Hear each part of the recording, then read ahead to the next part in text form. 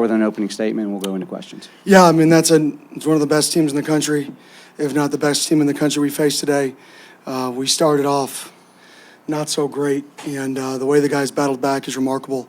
Like I told them, if they could rewind in the locker room, I hate to lose more than anybody, but now that it's over, when you can reflect, and where these guys have come is an incredible testament to the team.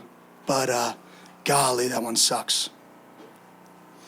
All right, we'll open it for questions. Raise your hand. We'll get you a wireless mic. Let's start right here, fourth row on the right. Hey, Kenny, so just talk about it, like with obviously Cam, everything he's done this year, but with him not feeling great in the sideline, the report on ESPN, like what was kind of going on with that? And then, what was your reaction, just him getting back in the game and helping spark that comeback to even be in the position to potentially win it? Yeah, I mean, if him being competitive and passionate on the sideline is a negative, then I'm in the wrong sport. The kid's competitive, the kid's passionate, and if that's a negative, then I don't know what a positive is.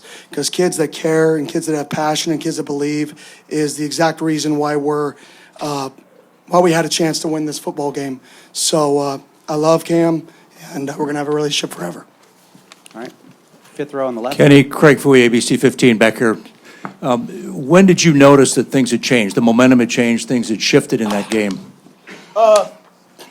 I don't really know when. Probably the safety, or when we drove down the field. I mean, the punt return killed us early. That got us behind 2 scores early. But then from then out, I mean, it was we never really didn't have control of the game. They were playing really good red zone defense. Looking back at it, I didn't put our guys in the best position to succeed too many times. And our guys deserve to win the football game. I didn't do a good enough job for them. As their head coach, putting them in position to win. And I'm going to reflect on it, and I'm going to look at how I can be better to put them in a better position to be successful. All right, right here, third row on the right side. Third row. Coach Scott Sanduli, Blaze Radio. Can you take me through that 4th and 13 play, what you saw from your perspective that gave Texas a chance to score? Yeah, to be honest, it's all on me. We're in a cover 0 look. Late in the play clock, Ewers did a phenomenal job checking out, recognizing the cover 0 look, checking into a max pro, and I didn't have the ability to get out of it, and that's on me. So we left our guys ISO'd in cover 0 into a max pro there. I gotta go into that game with an ability to get out of that call, and like I said, there's a lot of things that I got to do better to help our guys to win a football game. That's one of the many things that, as I reflect, I got to be better because our guys played good enough to win. Our guys battled good enough to win. And, this game's 100% on me. All right, right here, front row. Yeah, Kenny, have you ever seen a more heroic game than somebody like Cam? And is it hard not to think you had the best team today? Yeah, at the end of the day, the best team is the team that wins the football game. Bottom line. And that's a really good football team we faced. That's one of the best teams in the country. And they've built that thing over 4 years to get to where they're at. And I have the utmost respect for Sark and that entire football team, and I know our team does as well because that was a battle. But when you look at it, did we belong on the field? I think a lot of people were questioning that, and I don't think any person questions if we belonged on the field. Now, there are no moral victories when the season ends. There's no such thing. This should hurt. This should be painful. The locker room is dreadful right now, and it should be. If it wasn't, something would be wrong. But at the same token, now that this is over, I really am going to challenge our guys to reflect on where it all started because it really is remarkable. And, like I said, I won't be able to sleep for a while, but I will reflect immediately because it's an incredible season. And what these 2 guys did this year is absolutely, unbelievable. And everybody should have the utmost respect for what both of those guys did, not just being the players they are, but the leaders of the football team. All right, next question here, second row on the left. Kenny, I was wondering, after the game, you went and there were some guys walking off the field and you went and kind of circled them back toward the middle of the field and some guys on the bench. What were you doing there? Yeah, you lost the game. Doesn't mean you just get to leave. Like, you shake hands. That's what you do. That's sportsmanship. So nothing more than if we would have won, you shake the team's hand. You lose, you go out there, and it's not fun, but that's part of life. Okay, we're open for questions of players during this same time period as well, so keep that in mind. All right, we're going to go next all the way back on cameras. Hey, Sam, this question's for you. Max Skattebo, Walter Cronkite Sports Network. The emotions on your face right now are obviously evident. You're obviously holding Cam's hand.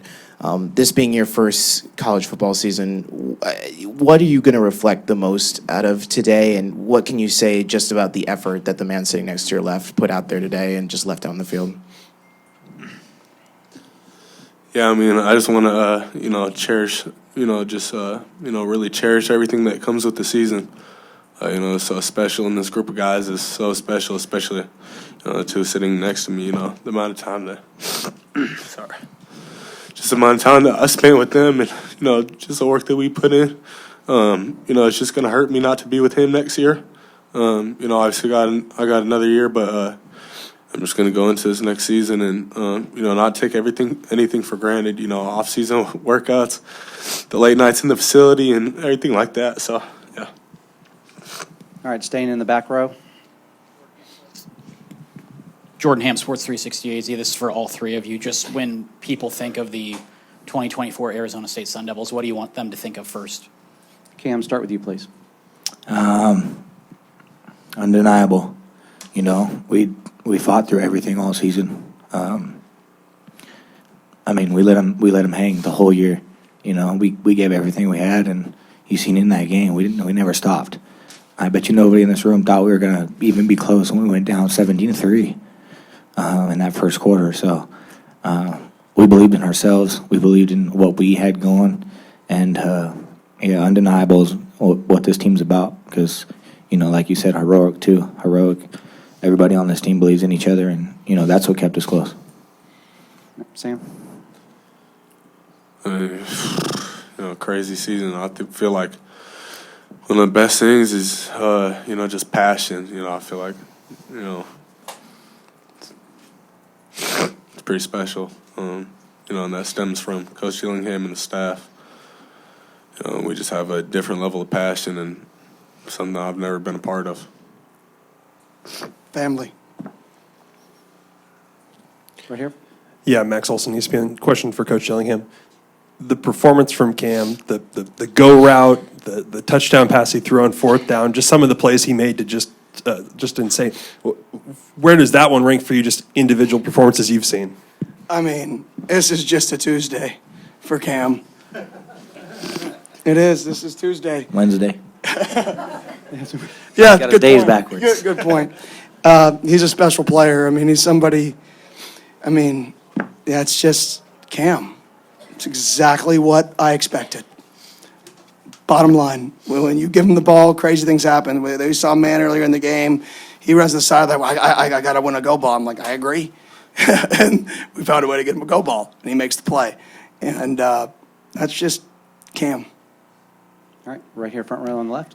Michelle Gardner, Arizona Republic, for Cam and Sam. Can you kind of talk about, the first half offensive yards were kind of hard to come by, and the fact that you guys didn't flinch, and you're not a team that's kind of been here before. So what was it like in the locker room trying to get some positive momentum going and just not flinching and be able to come out in the second half? I'll start before. I had a bad plan going into it. I didn't put him in the best positions to succeed on offense. I got to do a much better job with formations, motions, to create some better leverages to get these guys going. Go ahead. Yeah, and then in the locker room at halftime, we took a step back and calmed down, and we understood what we had in the locker room, and we went out there and played ball. Our ball.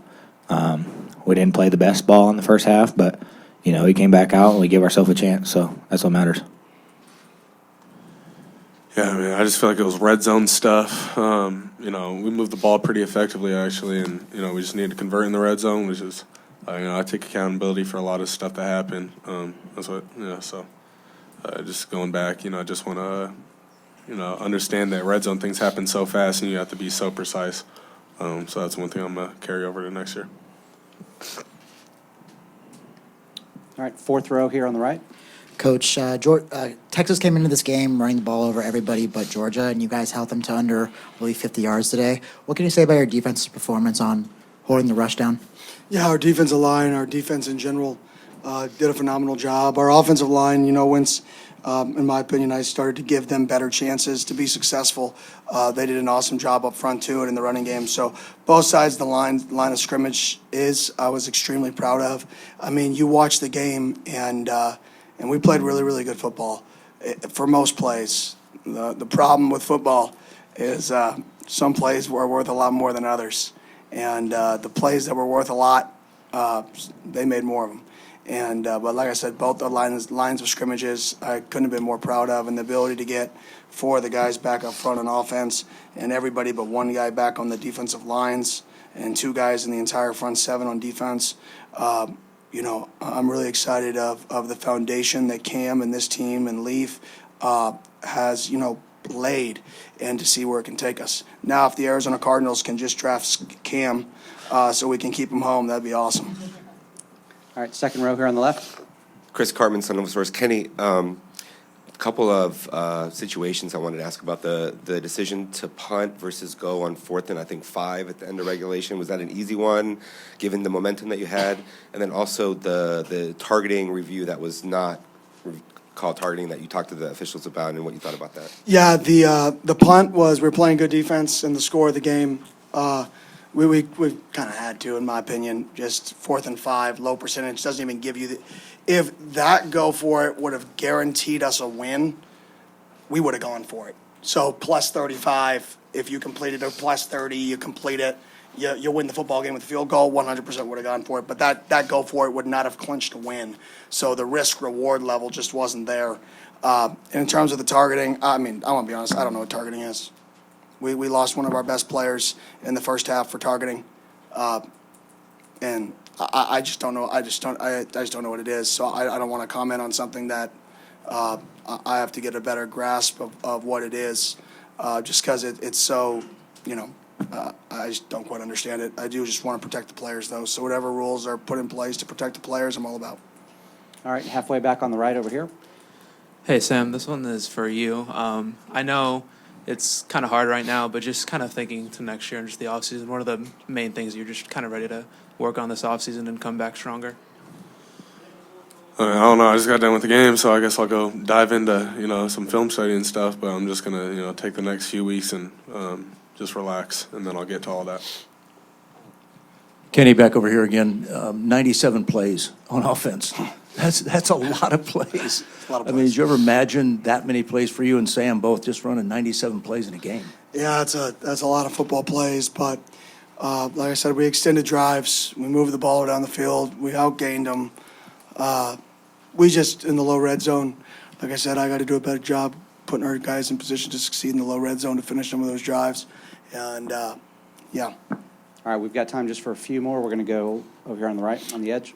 Scat, Cameron Cox, 12 News. What does it mean to leave ASU better than how you found it? And I saw you grab Kenny in the tunnel as you were walking back to the locker room. What did it mean to play for Kenny for these past couple of years? ASU's changed my life forever, in a good way. Simple. They've supported me through everything, put me in a position to be successful. So I thank everybody in the ASU community and, you know, Coach Dillingham and his staff and this kid next to me right here. They changed my life forever. All right, time for a couple more over here, far left, please. Megan Finder, C-Trade Sports. 10 minutes ago, Coach Prime just tweeted out how proud he is of you and how you represent the Big 12. How does that make you feel? Anybody can answer. Yeah, I have a lot of respect for Coach Prime. Disappointed we couldn't win the football game, but I couldn't be more proud of our guys. They battled from the beginning of the year. Like I said, I got to put our guys in better positions to win this football game. And there's many things I could have done that could have helped us do that. Okay, right here in the front row on the right. Cam, there were reports that you were ill on the sideline during the game. Could you give us an idea of what you were going through and how much that impacted you at all in the game? Yeah, I mean, I threw up. I threw up. I drank too much water too fast, and I was kind of feeling sloshy, and then felt better after. So puke and rally. You know, I felt a lot better after throwing up. You know, and that's when it all started. You know, I had a rough first half. I wasn't feeling too good. In that second half, it was a different ball game. So. Okay, front row here, Charles. Kenny, did the emotions of this this visit begin with the announcement or the release of the news of extension for you. What does that mean for you and with the players you have coming back? Yeah, to be honest, I wanted that to be released at a time that people weren't going to talk about it. I wanted this to be about the guys, the game, and the players, so we release it basically at midnight on New Year's.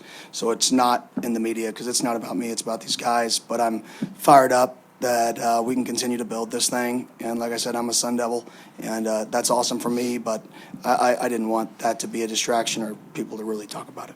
Congrats, I didn't even know. Yeah, exactly. It worked. All right, well, right here, second row. No, good, all right. Okay, right here, final question. Hey, Cam, so I know it's just right after the game, but is it kind of just going through the emotions in your mind, like, this was my last game, this is the last time I'll be with Kenny, I'll be with Sam, and just, you know, the emotions behind it, just of the performance you had and just going out there with them one final time? Yeah, I mean, Coach Dillingham's got the longest future in coach history, I promise. And then, you know, this kid next to me, he's going to play on Sundays. I'm going to play on Sundays. So us three right here, you know, we got a long life ahead of us. This is just the beginning for us. No matter what, these guys will be in my life forever. So it's awesome that I was able to play football for and with them. And, you know, I'm happy to be in the position I am. And, you know, for him to put me in a role to be successful, and then, you know, Sam executing to help me be successful. I just hats off to those guys, and, you know, I love those guys forever. All right, I think that's a good place to end it. If you guys will sit tight for 1 second, Cam, we've got something to present to you. In 26 years, we've never had a puke award.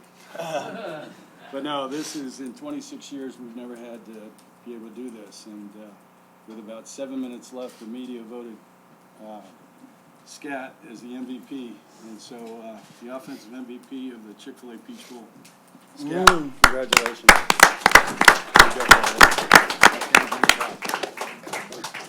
All right, gentlemen, thank you for your time. Appreciate it. Thank you, guys. Have a safe flights home.